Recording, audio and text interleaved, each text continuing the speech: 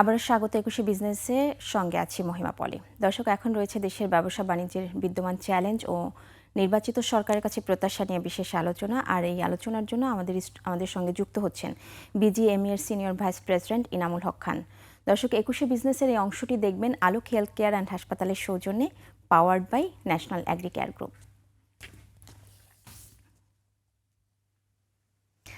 আপনাকে স্বাগত আমাদের আজকের অনুষ্ঠানে। জি, ধন্যবাদ একুশে টিভিকে। জি, আমরা শুরু করব। এই যে সদ্য নির্বাচন হলো এবং সংখ্যাগরিষ্ঠতা নিয়ে বাংলাদেশ জাতীয়তাবাদী দল সরকার গঠন করতে যাচ্ছে এবং আমাদের পক্ষ থেকে অবশ্যই শুভেচ্ছা জানাচ্ছি। তার আগে জানতে চাইব যে নতুন সরকার যে আমরা পেতে যাচ্ছি, এটাকে আপনি কিভাবে দেখছেন? জি, ধন্যবাদ। সদ্য সমাপ্ত 13তম জাতীয় যে নির্বাচন হয়ে গেল, এটা অত্যন্ত শান্তিপূর্ণ ও সুষ্ঠুভাবে সম্পন্ন হয়েছে। 2024 সালের জুলাইয়ের পরবর্তী যে পরিবর্তন, তারপর এই নির্বাচনটা ছিল দীর্ঘ প্রতীক্ষিত এবং ঐতিহাসিক। আমি মনে করি নির্বাচন শুধু রাজনৈতিক পরিবর্তন নয়, এটি আমাদের অর্থনৈতিক আস্থা পুনর্গঠন ও গুরুত্বপূর্ণ ভিত্তি তৈরি করবে। আমাদের অন্তর্বর্তীকালীন সরকারকে ধন্যবাদ জানাই। একটি দায়িত্বশীল এবং দায়িত্বশীলতার সাথে একটি অবাধ ও গ্রহণযোগ্য নির্বাচন আয়োজন করেছেন। এটি অত্যন্ত সুষ্ঠুভাবে সম্পন্ন হয়েছে। কোভিড পরবর্তী যে বৈশ্বিক যে অর্থনৈতিক সংকট, জ্বালানি মূল্যবৃদ্ধি, আন্তর্জাতিক অস্থিরতা, ট্যারিফ নিয়ে আমাদের যে সংকট, সব মিলিয়ে আমাদের শিল্প খাত, বিশেষ করে টেক্সটাইল ও তৈরি পোশাক খাত অত্যন্ত কঠিন সময় পার করছে। এই পরিস্থিতিতে একটি স্থিতিশীল ও বৈধ সরকার দেশের অর্থনীতির জন্য অত্যন্ত গুরুত্বপূর্ণ ছিল। আমি বাংলাদেশ জাতীয়তাবাদী দল বিএনপি-কে ঐতিহাসিক বিজয়ের জন্য আন্তরিক অভিনন্দন জানাই। একই সাথে অভিনন্দন জানাচ্ছি জনাব তারেক রহমানকে, যিনি বাংলাদেশের আগামী প্রধানমন্ত্রী হিসাবে দায়িত্ব গ্রহণ করতে যাচ্ছেন। আমরা আশা করি তার নেতৃত্বে অর্থনৈতিক পুনর্গঠন, আর্থিক খাতে শৃঙ্খলা ও শিল্প বান্ধব সংস্কারের কার্যক্রম জোরদার হবে। ব্যবসায়ী সমাজ সবসময় দেশের উন্নয়নে গঠনমূলক ভূমিকা রাখতে প্রস্তুত এবং আমরা নতুন সরকারের সাথে সমন্বয় করে কাজ করতে আগ্রহী। এবং আমরা ব্যবসায়ী সমাজ কিন্তু এই সুন্দর একটা নির্বাচনের জন্য অত্যন্ত হ্যাপি। আমরা খুবই খুশি, বিকজ আমরা আশা দেখতে পাচ্ছি। অফকোর্স, যে এটা তো একটা অনেক দিনের প্রত্যাশা এবং আমরা খুবই খুশি যে এত সুন্দর একটা সহিংসতা নাই, সুন্দর একটা নির্বাচন হয়েছে। এবং এই সুন্দর নির্বাচনটা কিন্তু আমাদের ভবিষ্যতে অর্থনৈতিক পুনর্গঠন এবং পুনর্জাগরণের একটা ভিত্তি প্রস্তুত করবে। জি, তো আরেকটা বিষয় হচ্ছে যে নির্বাচিত সরকার যারা আসছেন, তো নতুন সরকারের কাছে আসলে এই যে ব্যবসা বাণিজ্যের বিষয়গুলো, এগুলো আসলে কি কি চ্যালেঞ্জ ফেস করতে পারে তারা? এখন তো আমাদের যে নতুন যে সরকার, তার তার যে প্রধান দৃষ্টি হওয়া উচিত এখন অর্থনৈতিক কর্মকাণ্ডের দিকে।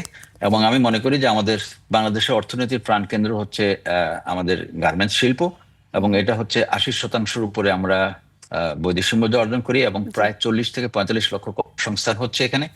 তো নতুন সরকারের কাছে আমাদের যে প্রত্যাশা, এটা হচ্ছে নীতিগত স্থিতিশীলতা ও দীর্ঘমেয়াদী একটা শিল্প আমি যদি একটু পরিকল্পনা। প্রত্যাশার জায়গাটায় পরে আসি, আমি যদি একটু জানতে চাই যে এই সরকারের কাছে এই ব্যবসা বাণিজ্যের ক্ষেত্রে তাদের কি কি চ্যালেঞ্জ ফেস করতে হতে পারে?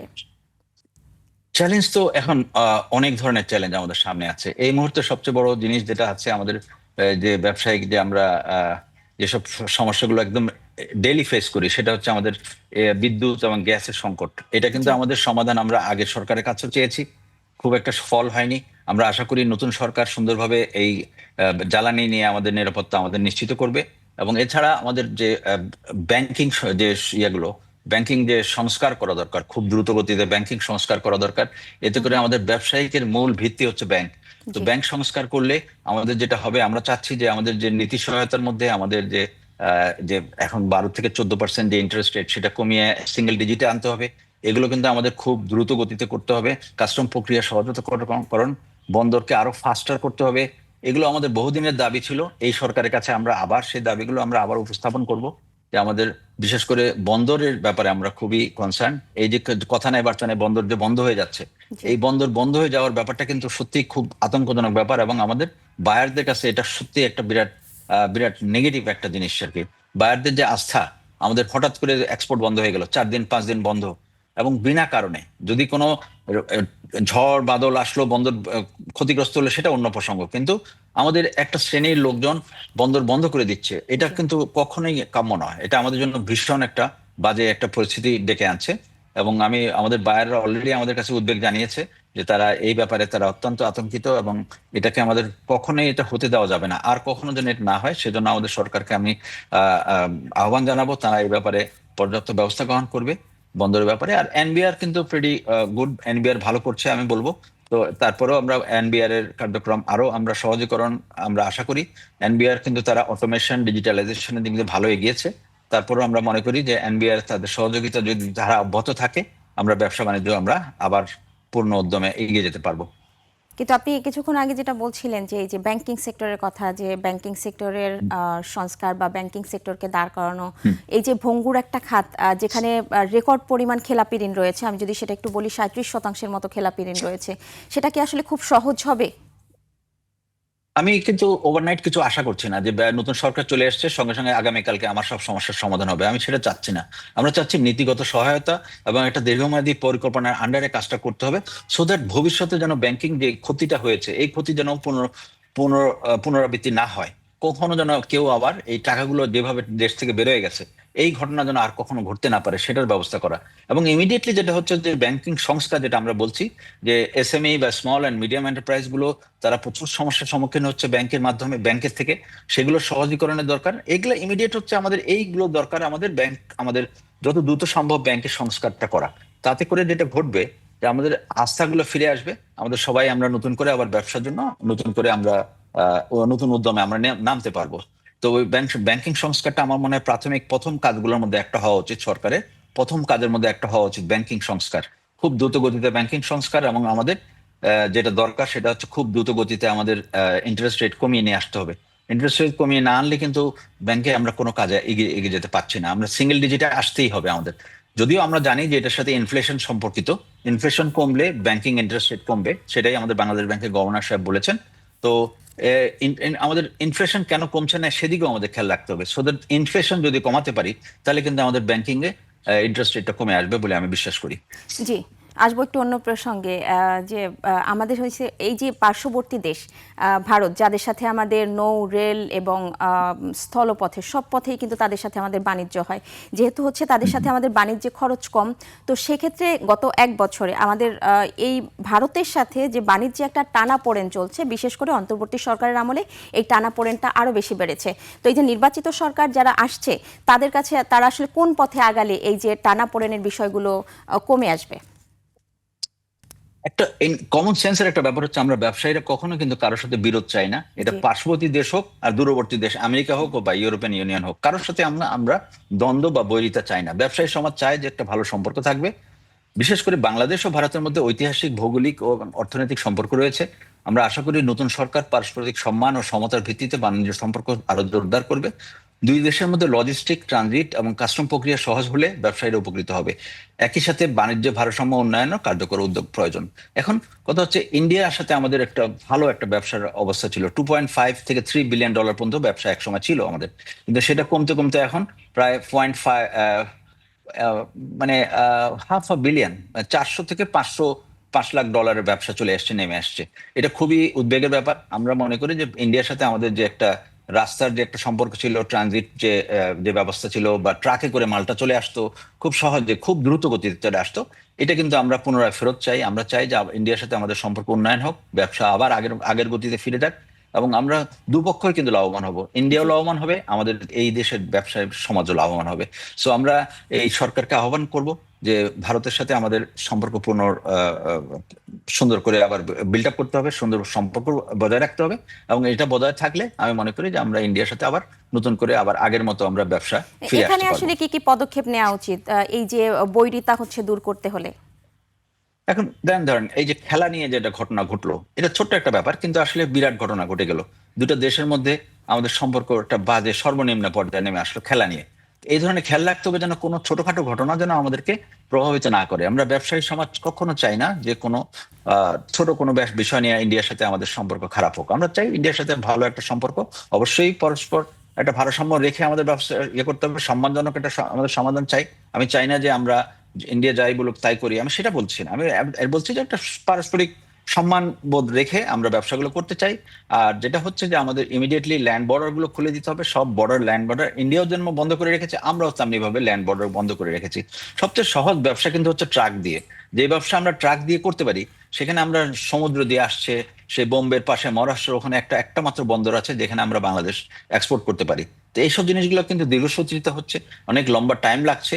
তো এগুলো আমাদের কমিয়ে আনতে পারলে আমার মনে হয় আমরা ইন্ডিয়ার সাথে সুন্দর একটা ব্যবসা শুরু করতে পারবো। কিন্তু এটা সরকারের শুরুটা কিন্তু ইন্ডিয়ার পক্ষ থেকেই প্রথম হয়েছিল, এবং এই যে তাদের অশুল্ক বাধা বিভিন্ন ক্ষেত্রে, তারা স্থলপথে যে আমাদের পণ্য হচ্ছে রপ্তানি করতে পারছে না, সবকিছু কিন্তু এটা শুরুটাও কিন্তু তাদের পক্ষ থেকে হয়েছিল। ইনফ্যাক্ট আমি কে আগে শুরু করলো কে পরে শুরু করলো এই ক্ষেত্রে গেলে আমাদের কিছুটা ইয়ে হবে, মানে আমরা চাই না যে এটা আমি ইন্ডিয়া করেছে প্রথমে এই জন্য আমি করব, ঠিক সেটাও না। আমরা মোটামুটি আমাদের নিজেদের সম্মান রেখে যতদূর সম্ভব ব্যবসাকে আগের অংশে ফিরে আনতে হবে।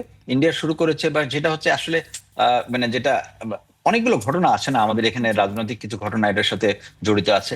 তো আমরা রাজনীতিকে পেছনে ফেলতে হবে, আমাদের ব্যবসা বা আমাদের সেটাকে সামনে আনতে হবে, তাহলে হয়তো ইন্ডিয়ার সাথে আমাদের আবার সম্পর্ক। তবে আমি মনে করি যে নতুন সরকার এসছে এখন, আগের সরকারের সাথে ইন্ডিয়ার একটা টেকনিক্যাল প্রবলেম ছিল, মানে অন্তর্বর্তীকালীন সরকারের সাথে। তো সেটা সম্ভবত নতুন সরকার আসলে বা অলরেডি চলে আসছে, আগামী 2-3 দিনের মধ্যে আমাদের নতুন সরকার পাবো। আমি মনে করি যে ইমিডিয়েটলি আমাদের সরকারের প্রাথমিক শর্ত হচ্ছে ইন্ডিয়ার সাথে সম্পর্ক উন্নয়ন করা, এবং আমরা আবার ব্যবসায়ী সমাজ যেন আবার আগের অংশে ফিরে আসতে পারি। আমরাও সেটাই আশা করছি, সেটা যেন দুই পক্ষ থেকেই খুবই সহজভাবেই হয়। জি জি। দর্শক, এ পর্যায়ে নিচ্ছে একটা বিরতি, ফিরবো একটু পরেই, সঙ্গেই থাকুন।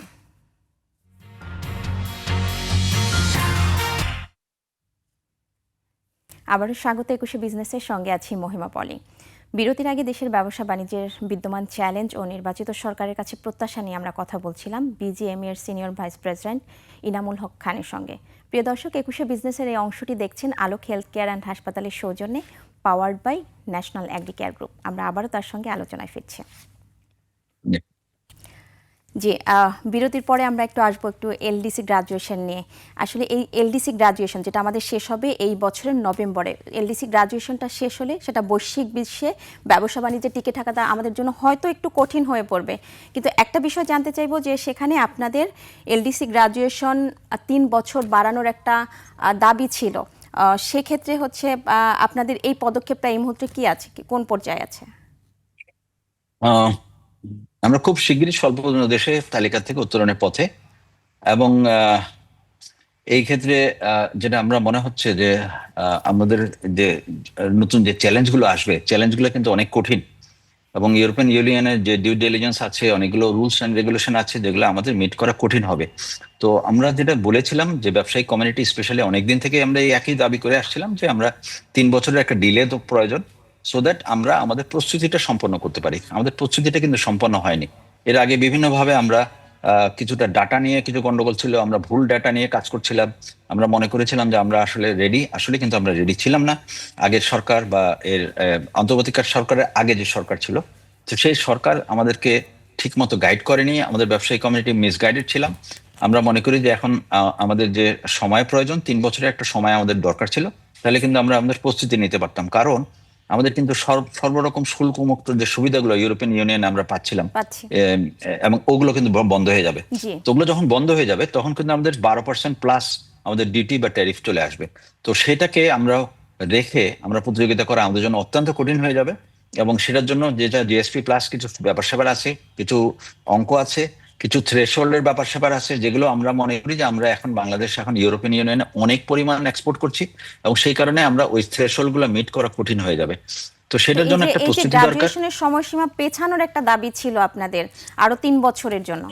জি, এই দাবিটা আছে, এখনো আছে, এবং আমি মনে করি যে গভর্নমেন্ট ওয়াজ ওয়ার্কিং, আমাদের আগের যে অন্তর্বর্তী সরকার, আগের বলতে এখনো ওনারা আছেন, ওনারা এটা নিয়ে কাজ করছেন, এবং আমি মনে করি যে এটার সম্ভাবনা এখনো আছে। আমি মনে করি যে এটা 3 বছর পিছিয়ে যেতে পারে, এবং এটার সম্ভাবনা এখনো ভালোভাবে আছে। তো ধরেন এটা হলো না, যদি না হয় তাহলে সেটার বাস্তবতায় আমাদের খেয়াল রাখতে হবে যে আমাদের নভেম্বর 2026-এর নভেম্বর 24 তারিখ থেকে আমাদের এই জিনিসটা ইয়ে হয়ে যাবে। আমরা এলডিসি থেকে উত্তরণ ঘটবে এবং 3 বছরের একটা সময় পাবো আমরা আমাদের প্রিপারেশনের জন্য। জি। এই 3 বছরের মধ্যে আমাদের কিন্তু সমস্ত প্রিপারেশনগুলো নিতে হবে। আমি যদি 3 বছর যদি আমাদের ডিলে না হয়, আমরা যদি মনে করেন গ্রাজুয়েশন হয়ে গেল, তাহলে পরবর্তী যে 3টা বছর সময় পাবো, এর মাঝে কিন্তু আমাদের সরকারের প্রচুর রোল আছে। আমাদের এই নতুন সরকারের অনেকগুলো ভূমিকা এখানে রয়েছে। তারা কিন্তু চুক্তি সম্পাদন করতে হবে, ইউরোপিয়ান ইউনিয়নের সাথে আমাদের এফটিএ চুক্তি করতে হবে এবং অন্যান্য দেশগুলো, মার্কাসুর একটা আছে সাউথ আমেরিকাতে, ওই ওই কমিউনিটির সাথে 4টা না 5টা দেশ আছে, ওদের সাথে আমাদের চুক্তিগুলো করতে হবে।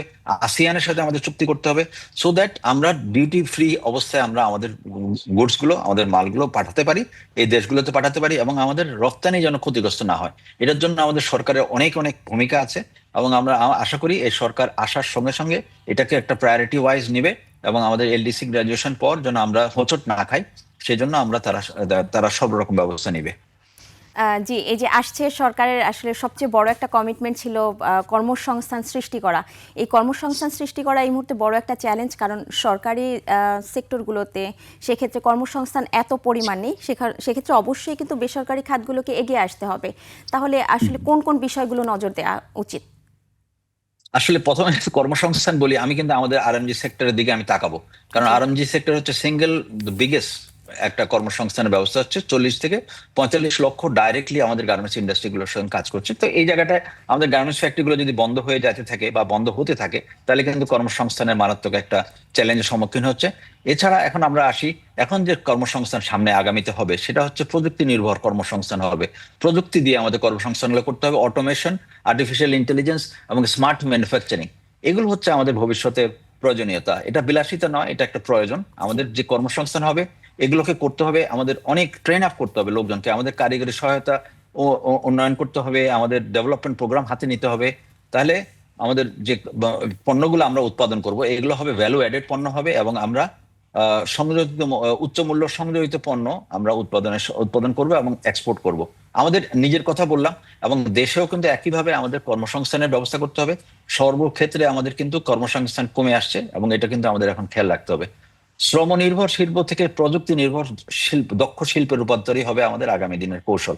এটা হচ্ছে আমাদের ইন জেনারেল বললাম, এটা সবার ক্ষেত্রে প্রযোজ্য। কর্মসংস্থানের দিকে আমাদের অবশ্যই খেয়াল রাখতে হবে এবং আমাদের সরকারের কিন্তু এই ব্যাপারে আমাদের এই যে যেমন আমাদের শ্রমিকরা বিদেশে যাচ্ছে, এটা কিন্তু আনট্রেন্ড যাচ্ছে, তারা কোনো ট্রেনিং নিচ্ছে না। বেশিরভাগ শ্রমিকরা কিন্তু বিনা ট্রেনিং এ বিদেশে যাচ্ছে এবং কিন্তু এই স্বল্প যে দক্ষ মূল্যে কাজ করছে। জনশক্তি তৈরিতে আপনারা কি আলাদাভাবে কোনো পদক্ষেপ নিচ্ছেন? আমাদের এখানে তো সার্বক্ষণিক আমাদের প্রতিটা ফ্যাক্টরি কিন্তু এক একটা ট্রেনিং সেন্টার। আমরা কিন্তু প্রত্যেকটা গার্মেন্টস ফ্যাক্টরি কিন্তু আমরা এখানে সার্বক্ষণিক ট্রেনিং দিতে থাকি। আপগ্রেডেশন করা, আমাদের স্কিল আপগ্রেডেশন করা, ভ্যালু অ্যাড করা, আমাদের কাজের সঙ্গে ভ্যালু অ্যাড করতে হলে আমাদের শ্রমিকদেরকে ট্রেনিং দিতে হয় রেগুলার। এটা কিন্তু আমাদের বাধ্যবাধকতা, আমাদের করতেই হবে। আমাদের আমাদের ট্রেনিং সেন্টার হচ্ছে আমাদের প্রত্যেকটা গার্মেন্টস ফ্যাক্টরি এক একটা ট্রেনিং সেন্টার। এখানে কিন্তু দক্ষভাবে আমাদের শ্রমিকরা বিল্ড আপ হচ্ছে এবং আমি মনে করি যে জি, আমাদের আপনাকে গার্মেন্টস ফ্যাক্টরিগুলো আপনাকে অনেক এইভাবে ধন্যবাদ। যদি আমরা আমরা করি একেবারে তাহলে শেষ ভালো হবে। পর্যায়ে চলে এসেছি। জি জি, অনেক জি, ধন্যবাদ থ্যাংক আজকে ইউ, আমাদের সঙ্গে যুক্ত হবার জন্য। Thank you very much. জি, আসসালামু আলাইকুম। ওয়ালাইকুম আসসালাম। দর্শক, এতক্ষণ দেশের ব্যবসা বাণিজ্যের বিদ্যমান চ্যালেঞ্জ ও নির্বাচিত সরকারের কাছে প্রত্যাশা নিয়ে কথা বলছিলাম বিজিএমইএর সিনিয়র ভাইস প্রেসিডেন্ট ইনামুল হক খানের সঙ্গে। নিচ্ছে একটা বিরতি, 2টা 30 মিনিটে আবারও ফিরে আসবে 21শে বিজনেসে। দেখার আমন্ত্রণ রইল, 21-এর সঙ্গেই থাকুন।